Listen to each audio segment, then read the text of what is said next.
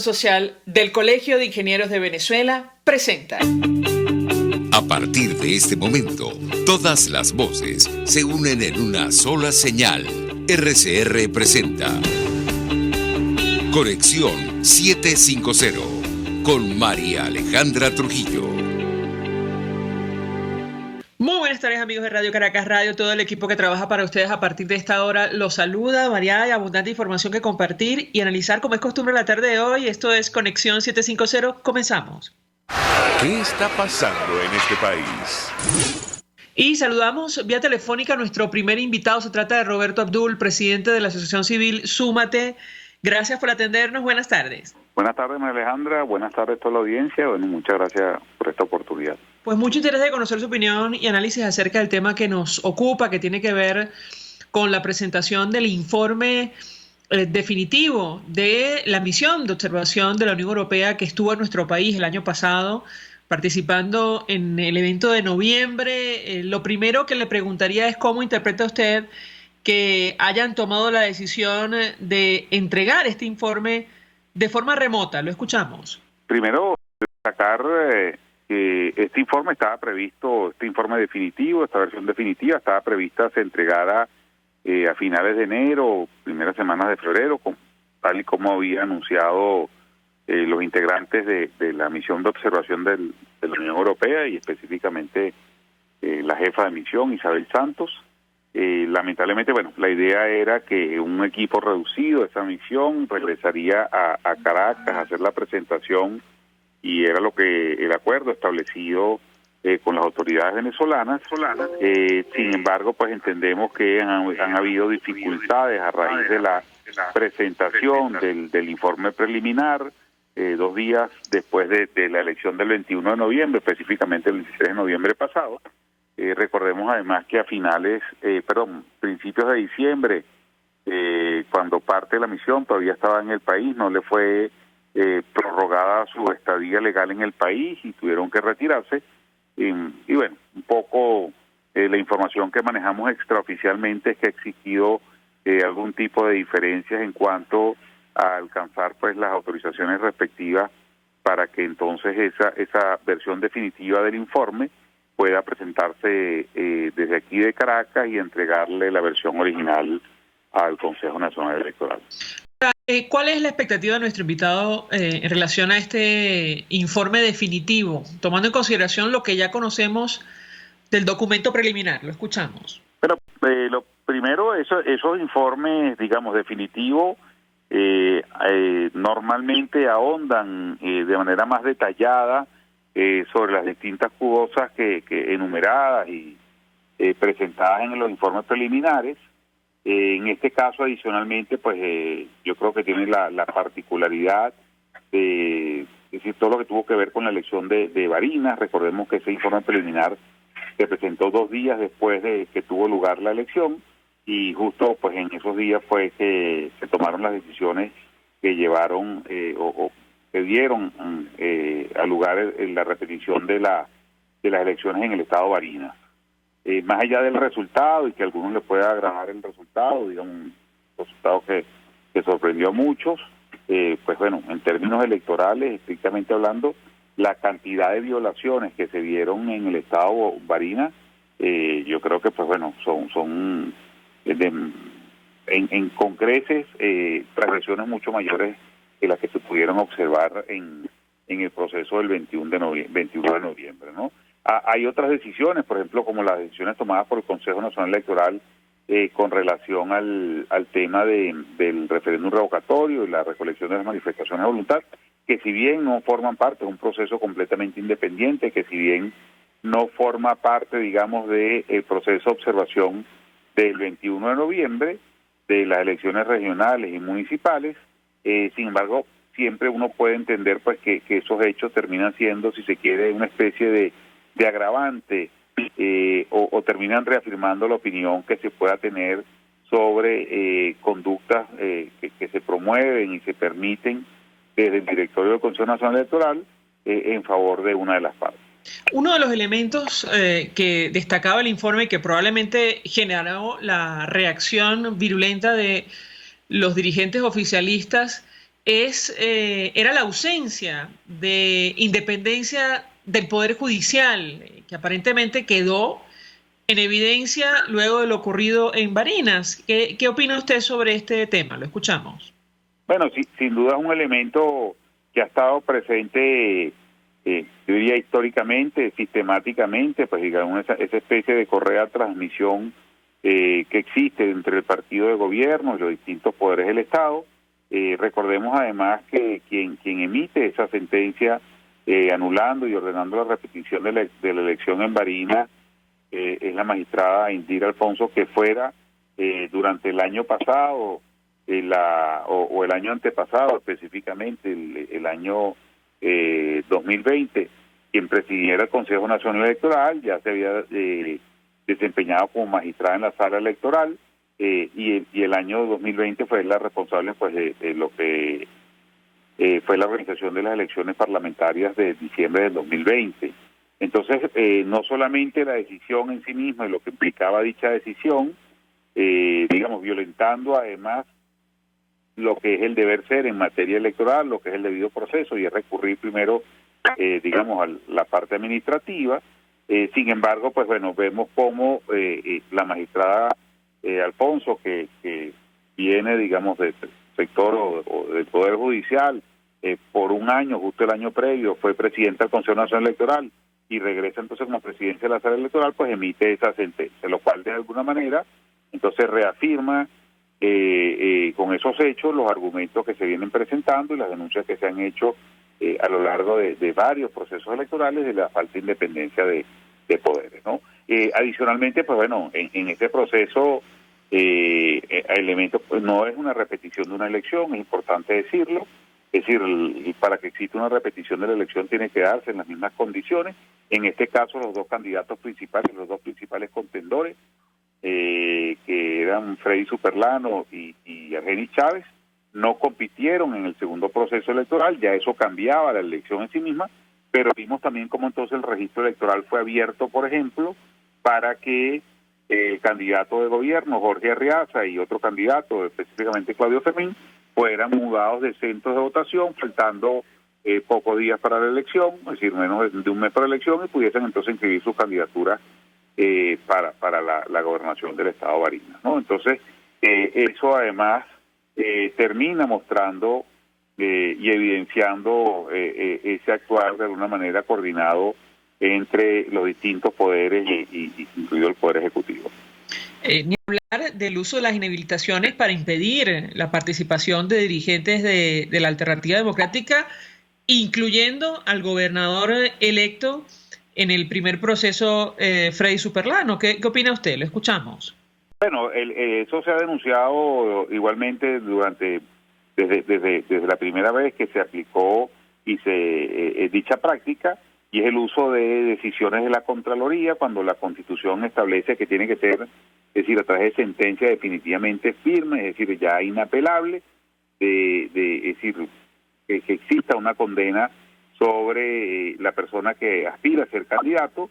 En este caso, pues bueno, el sistema y el Consejo Nacional Electoral permitió la elección de Freddy Superlano, y fue el argumento al que le echaron mano después de la elección para tratar de evitar el triunfo opositor, y específicamente de Freddy Superlano. Recordemos entonces que una vez se presentó esa situación también inhabilitaron a la esposa de Freddy Superlano, quedando entonces o tomando la decisión los sectores opositores de promover la candidatura de Sergio Garrido, que finalmente pues bueno tuvo un triunfo mucho más amplio y obteniendo un número de votos significativamente superior que lo que había obtenido Freddy Superlano en ese proceso electoral original del 21 de noviembre, donde, es decir, más o menos la diferencia de votos estaban alrededor de unos 300, 400 votos en ese proceso electoral, ¿no? Que además el candidato del Partido Comunista lo dejan participar en, digamos, la primera vuelta o en el primer proceso, y luego lo inhabilitan para el segundo. Yo le pediría un comentario al respecto. Lo escuchamos. Bueno, es parte de lo mismo, María Alejandra, es decir, es otro caso, es decir, particular, donde también se castiga de alguna manera esas diferencias, esa disidencia que puede haber de manera específica, sobre todo de partidos que representan a la izquierda históricamente y que han formado parte de la alianza del polo patriótico en distintos procesos electorales y que hoy en día, pues digamos, no vienen comulgando con alguna de las prácticas del polo patriótico y entonces, bueno, le terminan aplicando la misma tabla rasa que se le ha aplicado, digamos, a los candidatos opositores y a los aspirantes a ser candidatos opositores históricamente. Si me permite, nuestro invitado, tengo que hacer una pausa para ir a publicidad. Al regreso quisiera referirme acerca de uno de los puntos neurálgicos que inicialmente había valorado la misión de observación electoral, que tiene que ver con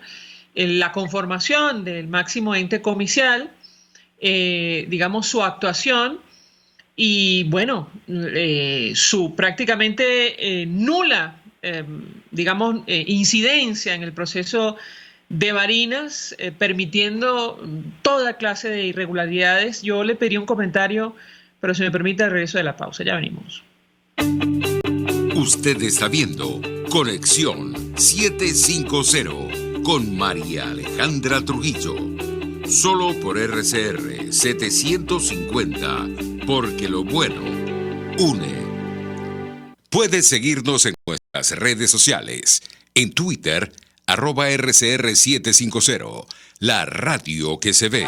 Mensaje del ingeniero José Peraza, tesorero del FONPRES CIB. Estimado colega ingeniero arquitecto y profesional afín, el Colegio de Ingenieros de Venezuela y el Fondo de Previsión Social, preocupado por la salud de tu familia, ha diseñado un sistema de salud integral que coloca a tu disposición y que contiene asistencia primaria de salud, ambulancia, hospitalización, cirugía, oftalmología, dermatología, fisioterapia, psicología, odontología, farmacia y funerario. Para mayor información, visítanos a nuestros portales cib.net.be, fonprescib.net.be, Colegio de Ingenieros de Venezuela, construyendo futuro. Amigos, nace un nuevo concepto de farmacia en Venezuela. Farmacia CVS y más. Todo lo demás. En Farmacia CVS, en español CVS, lo consigues todo en un solo lugar. Salud, belleza, hogar y comida. Un nuevo concepto en todo para un nuevo concepto de vida. Farmacia CVS y más está en el CCCT nivel C1, frente a Beco y al lado del Banco Mercantil. En Instagram, FarmaCVS. Farmacia CVS y más. Todo lo demás. Un espacio que analiza y debate la coyuntura política, económica y social de nuestro país.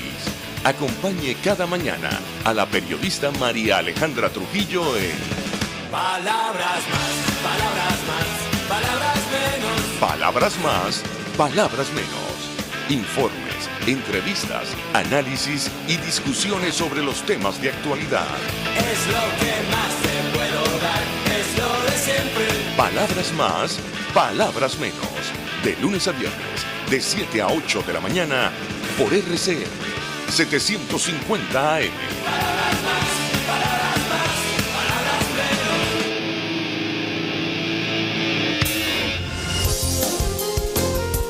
RCR 750 AM. Porque lo bueno une. El poder de la comunicación en tus manos. Conexión 750 con María Alejandra Trujillo. Solo por RCR 750, la radio que se ve. Continuamos, amigos, en Conexión 750, hablando acerca del informe de la misión de observación electoral de la Unión Europea, que se va a presentar de forma remota. Finalmente no van a viajar a nuestro país como se había dicho el año pasado, producto seguramente de las diferencias, las declaraciones de dirigentes oficialistas. Hay que decir que los representantes de la misión no respondieron a preguntas sobre este cambio, tal como lo destacan agencias de noticias. El Ministerio de Comunicaciones del régimen de Maduro tampoco respondió de inmediato a, digamos, un mensaje pidiendo comentarios de las agencias de noticias, y esta es la situación. Nos acompaña Roberto Abdul y yo le he dejado una inquietud acerca de unos puntos neurálgicos que tienen que ver con la conformación del nuevo Consejo Nacional Electoral, que fue integrado, algunos consideran, al margen de la Constitución, pero que inicialmente esta misión pensaba que era más equilibrado, y que tuvo un papel nulo frente a la inhabilitación de Freddy Superlano, lo que pasó en Barinas y más tarde el proceso de 2022. Yo le pediría un comentario sobre este punto en específico. Lo escuchamos. Bueno, pues sí, yo lo que veía que digamos, específicamente con el tema Barinas y después con ese, digamos, proceso express, por no utilizar otro calificativo, de lo que era la recolección de manifestaciones de voluntad para la convocatoria de un referéndum revocatorio, proceso además que violentó abiertamente todo el marco regulatorio, o sea, un proceso que tenía que ejecutarse o que debe ejecutarse según los plazos en unos 205 días aproximadamente, se llevó a cabo en 9 días continuos. Ahí se suprimieron una serie de actividades, la totalidad de las garantías, inclusive cosas que dijeron, pues digamos, como se comprometieron que instalarían un número dado de centros de recolección de manifestación de voluntad. El número terminó siendo inferior al que había sido anunciado, ¿no? Pero en todo caso yo creo que ambos eventos, tanto el caso Barinas como este intento frustrado de convocatoria de referéndum revocatorio, lo que evidenciaron, pues bueno, primero la diferencia de incentivos que existían ya a nivel del director del Consejo Nacional Electoral. Recordemos que la asignación de los rectores, digamos, representantes de sectores opositores, promovidos por sectores opositores, digamos, no contaba necesariamente con la anuencia de todos los principales partidos opositores. En ese momento, pues, habían diferencias acerca de si se debía participar o no en el proceso electoral. Habían sectores, digamos, promotores de dicha participación inicialmente, que fueron los que establecieron digamos, esos vínculos y esa negociación directa con sectores de gobierno para entonces nombrar dichos rectores. Después, posteriormente, se tomó la decisión por parte de los principales partidos opositores para participar en la elección, pero en todo caso, en el proceso, el 21 de noviembre, estaban alineados los incentivos a ambos sectores para que se llevara a cabo la elección, por lo cual, si se quiere, fluyó de alguna manera esa relación 3-2 existente en el Consejo Nacional Electoral, pero una vez pues se trató de arrebatar la elección, o bueno, fue arrebatar la elección, el resultado de la elección en el estado Barinas, pues bueno, ya se rompió de alguna manera ese equilibrio, esa digamos, sinergia, si se quiere, en cuanto a los incentivos que existían entre ambos sectores, y pues bueno, lo que se vio fue un sector, digamos, cercano al gobierno, atropellando y violentando el debido proceso electoral y el Estado de Derecho en términos generales, ¿no? Yo le preguntaría a nuestro invitado a la luz de todas estas irregularidades, incluso el informe preliminar de la misión de observación de la Unión Europea. ¿Usted considera que hay condiciones para celebrar elecciones nacionales, elecciones presidenciales en nuestro país, tomando en consideración todo lo que hemos comentado? Suponemos que habrá algún tipo de referencia. No sé qué opina usted al respecto durante la presentación del informe final. ¿Qué puede decirnos? Lo escuchamos. Bueno, es decir, lo primero es que, digamos, las denuncias y las solicitudes que se han venido y las exhortaciones que se han venido haciendo a lo largo de los años en términos generales en cuanto a las garantías electorales siguen vigentes, se siguen evidenciando, pues de alguna manera, digamos, esa obstaculización y esas acciones que violentan el debido proceso electoral y el Estado de Derecho.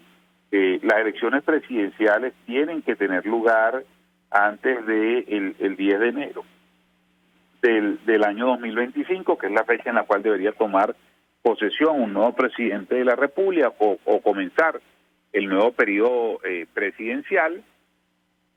Y de aquí a allá, pues bueno, habrá mucha tela que cortar en términos, pues bueno, de obtener esas garantías. Ya vimos como el año pasado, es decir, prácticamente en un año calendario o un año continuo, tuvimos prácticamente 3 consejos nacionales electorales, 3 directorios. Veremos en poco, entonces, a raíz de los hechos digamos, de Barinas y del referéndum revocatorio, o la convocatoria del referéndum revocatorio, como otras acciones que tendrán que llevarse a cabo. Por ejemplo, hay temas fundamentales en los cuales tienen que trabajarse, como es la actualización del registro electoral. Recordemos que las agencias internacionales sitúan en este momento la diáspora venezolana en cerca de 5,5 millones de personas, o al menos 5,5 millones de personas.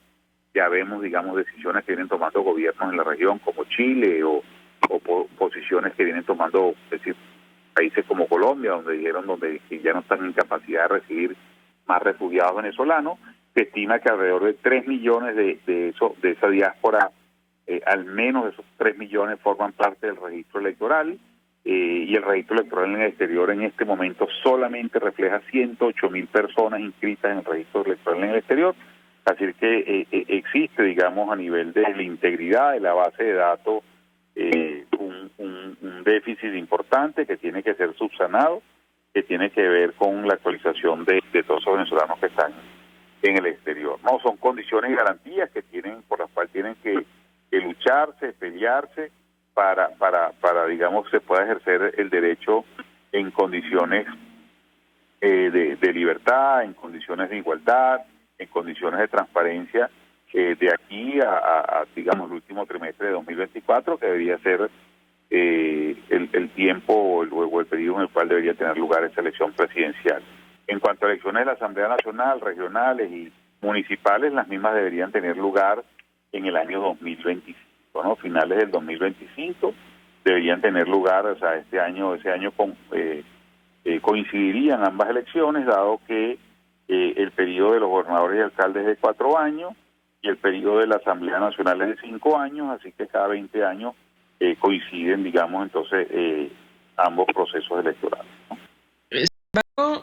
No me queda claro, ¿cree usted que hay condiciones o no? Tomando en consideración digamos, es decir, al final del día las condiciones son las mismas condiciones, o sea, se degradaron más las condiciones que existían para noviembre del año pasado, para el 21 de noviembre, a raíz de lo ocurrido con las elecciones de Barinas y el referéndum revocatorio, y en todo caso son decisiones de carácter político, María Alejandra, o sea, es decir, tampoco tiene que ver con digamos, la capacidad y las decisiones, digamos, estratégicas que puedan tomar los sectores opositores en cuanto a participar o no participar. En todo caso, sí vemos que hay una degradación significativa con relación a noviembre de 2021. Yo creo que otra de las cosas que se tendrá que ir tomando en cuenta y se tendrá que ir haciéndole seguimiento es un poco el respeto a las competencias de parte de los funcionarios electos, si llámense gobernadores, llámense alcaldes o integrantes de las asambleas legislativas de los estados, los consejos municipales, cuando, digamos, los venezolanos vamos y ejercemos el derecho, además de las competencias que de manera explícita están en la Constitución de la República, pues bueno, existen otra serie de competencias que establecidas en el resto del marco regulatorio, en la jurisprudencia, que vemos cómo entonces le son confiscadas a esos funcionarios y de manera directa o indirecta, razón por la cual no pueden ejercer sus competencias, y es otro elemento a tener en cuenta a la hora también, digamos, de valorar el voto. Y la mayoría de los venezolanos tienen una expectativa, la gran y la amplia mayoría de los venezolanos tienen una expectativa de cambio, y por eso vemos que fue la principal causa por la cual fue frustrado el proceso del revocatorio, y en ese sentido, pues eso la gente percibe que esa, digamos, expectativa de cambio no se ve traducida en realidad por las distintas prácticas que se imponen, sobre todo en el electoral, pero después a nivel de lo político, utilizando los distintos poderes del Estado. Abdul, 1.000.000 de gracias por atendernos, acompañarnos estos minutos. Presidente de la Asociación Civil Súmate, expresando opinión y análisis acerca del tema que hemos debatido en esta parte del programa. Vamos a la pausa. Ahora eso venimos con más. Estás en sintonía de Conexión 750 con María Alejandra Trujillo. Solo por RCR 750. Porque lo bueno, unícenos a través de Periscope @RCR750, la radio que se ve. Mensaje del ingeniero José Peraza, tesorero del FONPRES CIB. Estimado colega ingeniero arquitecto y profesional afín, el Colegio de Ingenieros de Venezuela y el Fondo de Previsión Social, preocupado por la salud de tu familia, ha diseñado un sistema de salud integral que coloca a tu disposición y que contiene asistencia primaria de salud, ambulancia, hospitalización, cirugía, oftalmología, dermatología, fisioterapia, psicología, odontología, farmacia y funerario. Para mayor información, visítanos a nuestros portales cib.net.be, fonprescib.net.be, Colegio de Ingenieros de Venezuela, construyendo futuro.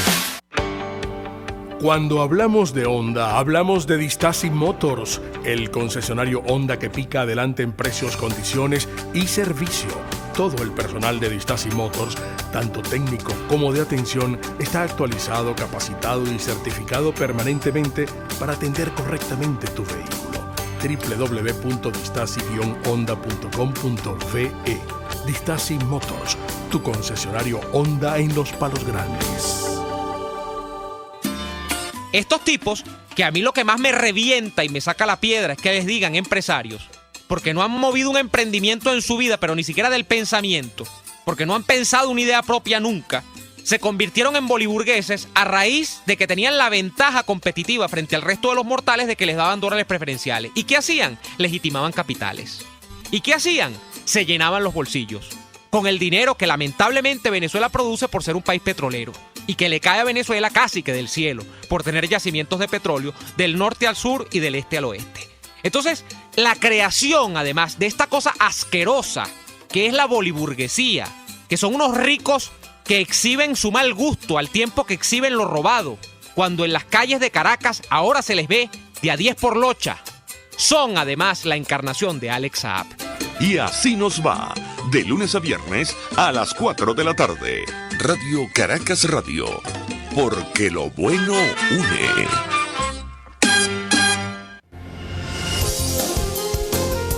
RCR 750 AM, porque lo bueno une.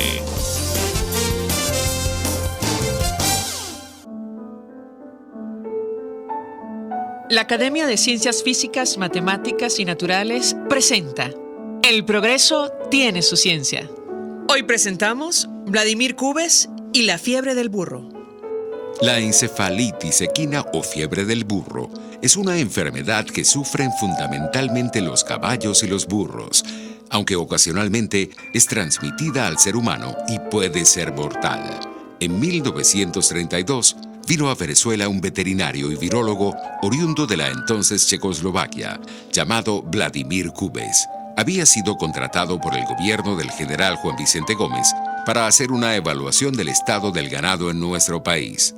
Hasta entonces, a los animales se les aplicaban vacunas para encefalitis que generalmente fallaban en prevenir la enfermedad. Vladimir Cubes identificó al agente causante de esta fiebre del burro como un virus de encefalitis equina diferente a los conocidos hasta el momento. La descripción de este virus, publicada en 1938 por Cubes en la revista norteamericana Science, es todavía hoy en día el artículo más citado de la ciencia veterinaria venezolana. Gracias a sus hallazgos, posteriormente se desarrolló una vacuna para la fiebre del burro, específica para Venezuela. Actualmente, cuando se detecta una epidemia de encefalitis equina venezolana en el ganado equino, se procede a vacunar al ganado para prevenir epidemias que puedan generar transmisión hacia el hombre. Así pues, vacunando al ganado, se logra prevenir la fiebre del burro en humanos. Hasta donde tenemos noticias, Cubes vivió en Venezuela hasta los años 50 y luego emigró hacia destinos desconocidos. No obstante, su tránsito por nuestro país dejó una huella en la ciencia veterinaria venezolana. El progreso tiene su ciencia. La Academia de Ciencias Físicas, Matemáticas y Naturales presentó El progreso tiene su ciencia.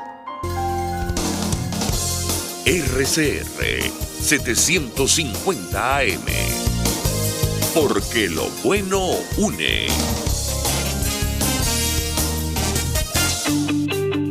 María Alejandra Trujillo te acompaña en Conexión 750, solo en RCR 750, la radio que se ve. Claro y raspado. Continuamos en En Conexión 750, en esta parte del programa hablamos acerca del proceso que adelanta la Fiscalía de la Corte Penal Internacional en el caso de Venezuela. Nos acompaña, se suma a nuestra mesa de debate Joel García, abogado, especialista en Derecho Penal, profesor universitario, defensor de derechos humanos, quien lleva, por cierto, varios casos de presos políticos en nuestro país. Doctor, gracias por atendernos. Buenas tardes. Muchas gracias, María Alejandra, y muchas gracias a todo tu equipo de producción. Feliz tarde. Pues, feliz tarde. Mucho interés de conocer su opinión y análisis acerca del tema que nos ocupa. Yo iniciaría a partir de una declaración que ofreció el presidente de Colombia, Iván Duque, a las afueras de la Corte Penal Internacional en La Haya, donde tuvo reunión con el fiscal Karim Khan. Él auguró que vendrán procesos más contundentes contra Venezuela en esta instancia judicial. ¿Cómo lo interpreta usted, doctor? Lo escuchamos. Pude ver esas declaraciones de Iván Duque, donde el presidente colombiano hablaba pues que él fue una de las personas o de los estados que promovieron la denuncia ante la Corte Penal Internacional, que fue acompañada por otros estados también, y decía de que para Venezuela venía justicia y venían otros procesos penales. Por supuesto que esto va de la mano con el desempeño de la función gubernamental en Venezuela, debido a que no ha cesado la persecución, no ha cesado la intimidación en Venezuela. Seguimos viendo detenciones arbitrarias como la que tuvimos recientemente en el estado La Guaira, donde 2 personas protestando por sus condiciones de jubilado, etcétera, fueron aprehendidos y sometidos a la imputación de instigación al odio, de acuerdo a esa ley inconstitucional, por más constitucional que la hayan puesto como apellido, es inconstitucional una ley contra el odio. Vemos también lo que está sucediendo en muchas poblaciones como en Apure, donde la disidencia de la FARC y el ELN y con funcionarios del Estado están matando a varias personas por allá. Hay muchos hechos que van a seguir estando en la palestra y que interesa a la Corte Penal Internacional, porque se trata de política, o como bien lo requiere el Estatuto de Roma, que se trate de una situación generalizada y sistemática, que es lo que ocurre en Venezuela. No ha cesado la persecución, no ha cesado la injusticia. El hecho de que hayan condenado a 2 personas por la muerte del capitán Acosta Arévalo no implica que se haya logrado la justicia en ese caso, porque bien sabemos de que el capitán Arévalo estaba detenido en las instalaciones de la DGCIN y no pudo haber sacado o sido torturado sin conocimiento del, por lo menos, el jefe de esa dirección contrainteligencia o de quien regenta o dirige esa instalación de la DGCIN en Boleíta. Vemos cómo condenaron a 2 personas por homicidio culposo por la muerte de Fernando Elván, pero son 2 personas que no tenían la dirección, no tienen la capacidad ni el grado jerárquico para disponer de una persona. Entonces, mientras lleguemos a esos eslabones de la cadena de mando, en Venezuela no hay justicia, y en consecuencia, basado en el principio de complementariedad, la Corte Penal Internacional tiene que actuar. Es curioso que lo mencione, porque justo el mandatario colombiano decía que la investigación por presuntos delitos de lesa humanidad llevaría a la cabeza de esos crímenes, y se refería justamente a la cadena de mando. Yo le pedí un comentario al respecto, lo escuchamos. Sí, mira, vamos a tomar como ejemplo el capitán Acosta Arévalo.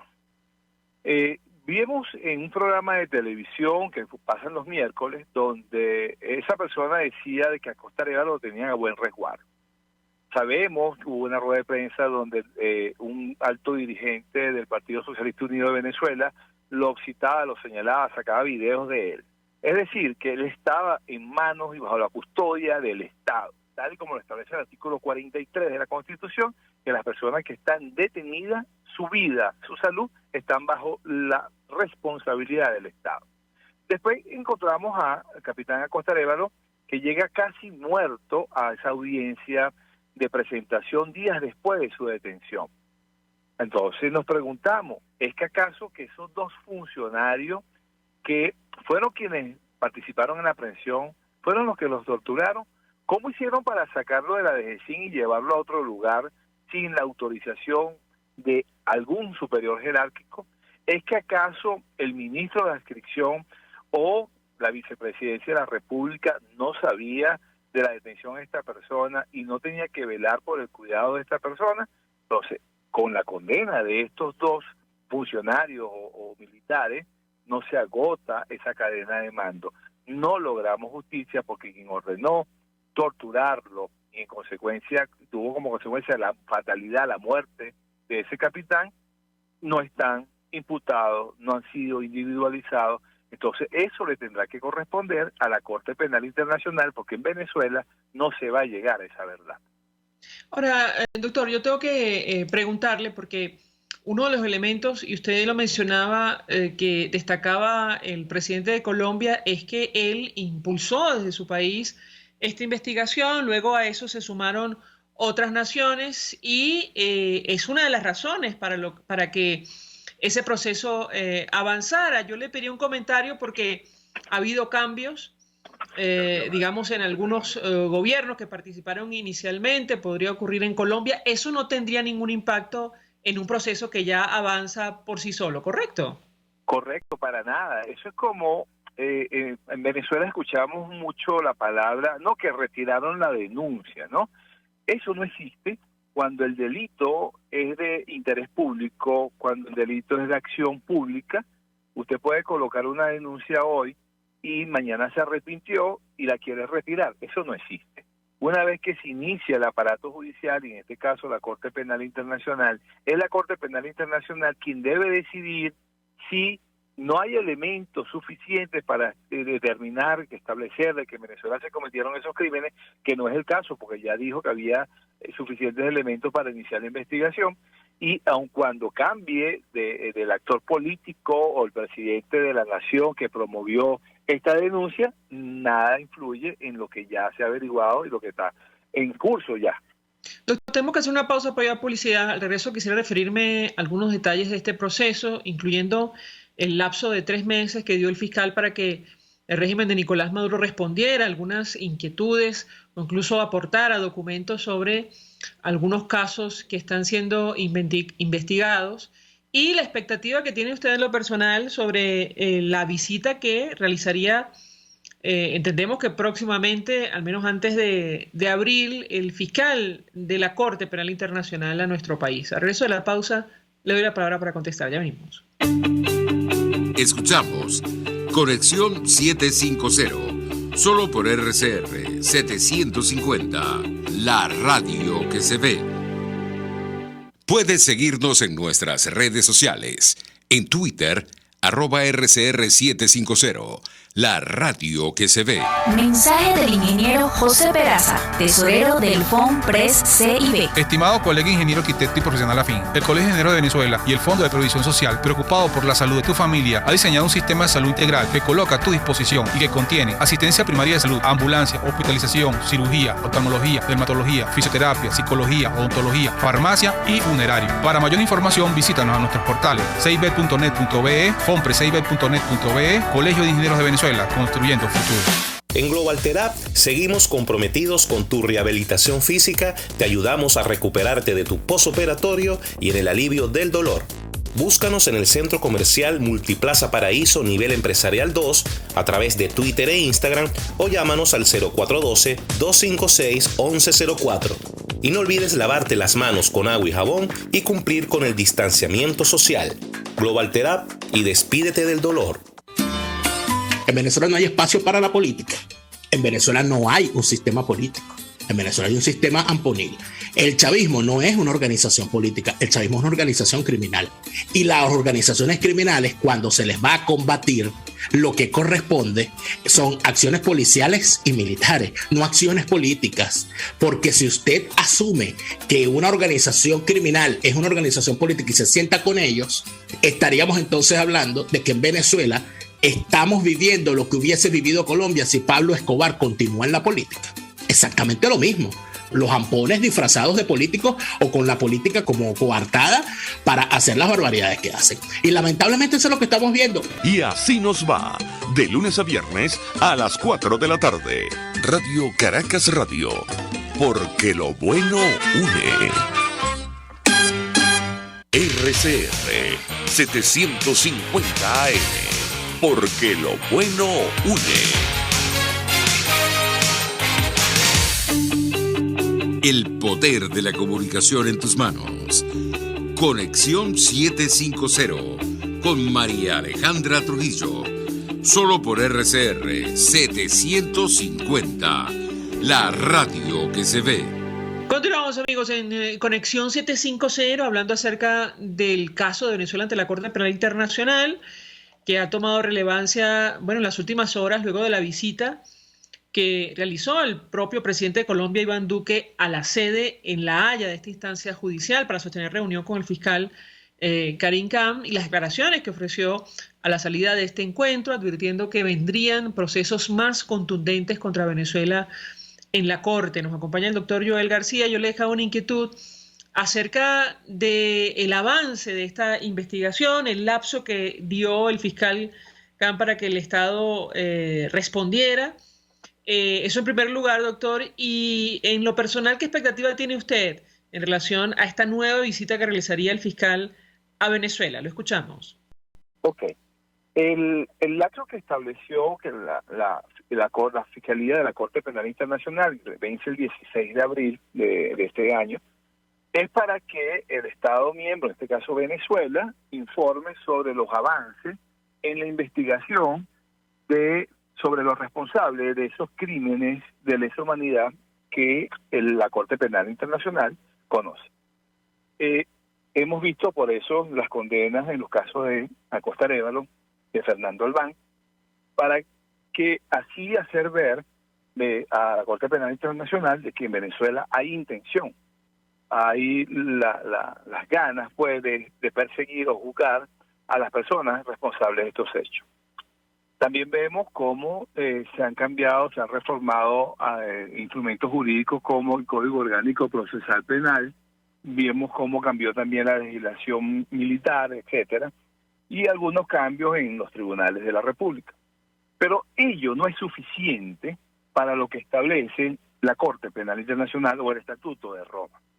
Y mi expectativa, en razón de que eso no es suficiente, yo no dudo que una vez agotado este lapso, no estos 3 meses, porque incluso el artículo 18, si mal no recuerdo, hablaste incluso de 6 meses, Karim Khan se va a ver en la imperiosa necesidad de llevar paralelamente la investigación ante la Corte Penal Internacional, citar a testigos, citar a víctimas, hacer comparecer a todas aquellas personas y recabar documentación para ellos así llevar el acervo probatorio a cada una de esas causas. Porque es que en Venezuela el juzgar a 2 personas, 3 personas, no es suficiente. Y eso va a quedar demostrado cuando Karim Khan venga a esa visita institucional que viene a Venezuela, no es una visita de amigos, sino una visita institucional, se va a dar cuenta de que eso que se ha logrado o que ellos pretenden decir que lograron no es suficiente para decir que en Venezuela haya verdaderamente la intención de lograr la verdad, lograr sancionar a estas personas responsables de ello y con ello la reparación a las víctimas. No es suficiente. Usted me acerca de algunas medidas que ha tomado el régimen venezolano en el marco de esta investigación. Yo incluiría la reforma aparente del Tribunal Supremo de Justicia. ¿Qué impacto puede tener esta iniciativa en torno a la investigación que adelanta la Fiscalía de la Corte Penal Internacional, doctor? Lo escuchamos. Quizás como van allá, una de las cosas que la misión de determinación de hecho ha dicho en Venezuela, que en Venezuela no hay imparcialidad en el sistema judicial, es por la forma como se nombran a los jueces. Se nombran a dedo, no son jueces que participan en un concurso de oposición. Entonces, la idea es de convocar a nuevos jueces que van a designar ellos y hacer ver de que la justicia en Venezuela está buscando autonomía e independencia, que es uno de los requisitos para que haya justicia. La independencia y la autonomía es indispensable para que haya verdaderamente justicia. Entonces, eso es lo que quieren hacer ver. Igualmente, vemos cómo en el Código Orgánico Procesal Penal nuevamente se colocó que las organizaciones no gubernamentales en materia de derechos humanos pueden representar a víctimas en violaciones de derechos humanos.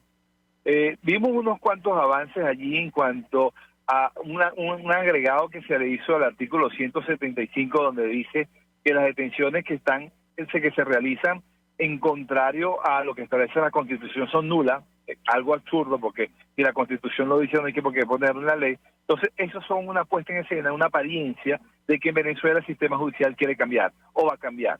Pero eso en la realidad, en lo material, nada tiene que ver. Yo te puedo poner como ejemplo, yo desde el 16 de diciembre no he podido celebrar ni una sola audiencia en el Tribunal Primero de Terrorismo de juicio. Y ahí tengo la causa del magnicidio, donde está el diputado Juan Carlos Requesén. Ahí tengo la causa de Óscar Pérez, donde tengo a Fran Cabaña detenido. Ahí tengo la causa de los controladores aéreos. Y desde el mes de diciembre no hemos podido celebrar ni una sola audiencia en esas causas. Entonces, la tal celeridad que se estableció en el Código Orgánico Procesal Penal es letra muerta, porque no es cuestión de leyes en Venezuela, es cuestión de personas. Quienes están ocupando esos cargos son las personas que tienen que cambiar y son personas que tienen que ser necesariamente independientes de los dictámenes del Poder Ejecutivo. Ahora, hay otro caso emblemático que usted no mencionaba, pero creo que usted participa en el equipo de la defensa y nos referimos al caso de David Vallenilla. Entendemos que, su padre no está, digamos, conforme con esta decisión y ha denunciado, entre otras cosas, pues que no se toma en cuenta o no se ha tomado en cuenta la cadena de mando otra vez en torno a la muerte de este joven a las afueras de La Carlota. ¿Qué puede decirnos, doctor? Lo escuchamos. Por supuesto que el padre de ese joven Vallenilla no puede estar satisfecho. Nosotros, como representantes de la víctima indirecta, no estamos satisfechos. Venezuela no está satisfecha. La Corte Penal Internacional tampoco puede estar satisfecha porque se condena a un sargento de la aviación como autor material. Pero ¿quién dio las instrucciones? ¿Quién le suministró las armas? ¿Quién le suministró esas municiones con plomos en su interior cuando es algo indebido? ¿Quién le suministró eso? ¿Quién le dio las instrucciones? ¿Cuál es su superior jerárquico? El sargento lo mencionó en plena audiencia y en juicio. Y así solicitamos que se dejara expresa constancia de cuál era la cadena de mando. ¿Y acaso se ha iniciado una investigación contra esa cadena de mando? Pues no. Por eso es que digo que nada de lo que haga la Fiscalía ahorita, ni los tribunales en Venezuela, será suficiente para llegar al fondo de cada uno de los asuntos, que es la sistematización de esos crímenes de lesa humanidad. Es digamos, demasiado pedir, esperar, doctor, algún tipo de pronunciamiento de la Corte tan pronto. Y se lo digo a la luz de lo que decía el presidente Iván Duque. Se nos ha dicho que estos procesos suelen durar un tiempo. ¿Qué puede decirnos? Lo escuchamos. Yo quisiera ser muy optimista que ese pronunciamiento fuese pronto. Sin embargo, hay que también pensar de que la Corte Penal Internacional no es un ente político. Ellos tendrán sus tiempos, verán qué le pueden haber aportado, ellos confrontar eso con la realidad. Además que sabemos que el fiscal Karim Khan más bien nos sorprendió cuando a su visita lo anunció, y también nos pudiera sorprender prontamente con cualquier anuncio. Sin embargo, el artículo 18 habla incluso de 6 meses para él esperar de que el país donde se ejecutaron esos crímenes de lesa humanidad y donde se está investigando pudiera hacer avanzar algo. Porque no podemos olvidar de que ese principio de complementariedad es lo que rige pues el funcionamiento de la Corte Penal Internacional. Complementariedad significa de que yo dejo que tú investigues, que tú juzgues, que tú condenes. Si no lo haces tú o no puedes hacerlo por las razones que sea, lo haré yo. Entonces ese laxo de que tiene que darle a Venezuela, al gobierno de Venezuela, al Poder Judicial venezolano, hay que dárselo para salvaguardar lo que es el debido proceso. Nosotros no podemos denunciar de que nos violan el debido proceso a nosotros y nosotros pretender violarle el debido proceso también a una persona. Doctor Joel García, un millón de gracias por atendernos, acompañarnos como siempre, abogado, profesor, defensor de derechos humanos, quien lleva la causa de varios presos políticos en nuestro país, expresando opinión y análisis acerca del tema que hemos debatido en esta parte del programa, que tiene que ver con el avance de las investigaciones en la Fiscalía de la Corte Penal Internacional sobre presuntos delitos de lesa humanidad en Venezuela, tomando como punto de partida esta declaración que ofrecía el presidente de Colombia, Iván Duque, a las afueras de esta instancia judicial, luego de sostener reunión con el fiscal Karim Khan, augurando que vendrían procesos más contundentes con relación a lo que está ocurriendo en nuestro país. Nosotros nos despedimos y lo hacemos a nombre de ESCADE Benestares de la Dirección General de la Estación, en la gerencia de producción Willy Charcaña, en la producción Jay Pacheco, en los controles Víctor Mejías, quien tuvo el placer de acompañarles, María Alejandra Trujillo. El Fondo de Previsión Social del Colegio de Ingenieros de Venezuela presentó. RCR presentó Conexión 750 con María Alejandra Trujillo, solo por RCR 750, la radio que se ve.